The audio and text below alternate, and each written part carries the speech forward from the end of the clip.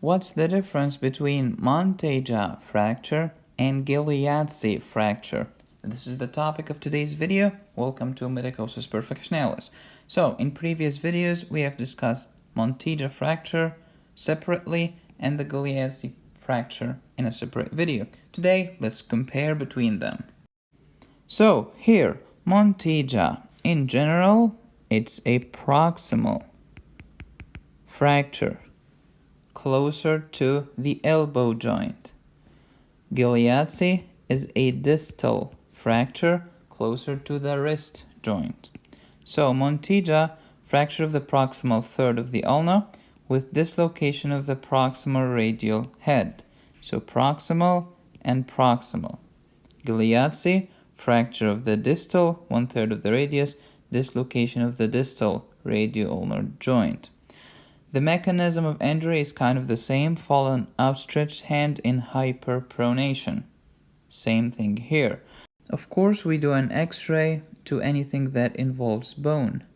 And you have to do the neurovascular exam to assess that both of the nerve and vessels are intact. But here in Monteggia fracture, the posterior interosseous nerve is susceptible. In Galeazzi fracture, the anterior interosseous nerve is susceptible. Injury to the posterior interosseous nerve will lead to finger drop and radial wrist deviation on extension. Injury to the anterior interosseous nerve will lead to loss of the pinch action when you hold something between your thumb and index finger. This will be weak. So, to remember, Monteggia is a proximal problem, so the posterior nerve is involved. Galeazzi is a distal fracture, closer to the hand. That's why the anterior interosseous is involved. Just a way to remember it.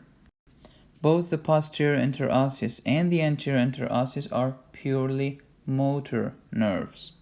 Okay, now to management. How to manage? As a general rule, children, we usually start with closed reduction. Why? Because fractures in children heal rapidly and beautifully. But if there is a problem in a child, of course, we'll do open reduction internal fixation in the operating room. Adults, usually open reduction internal fixation.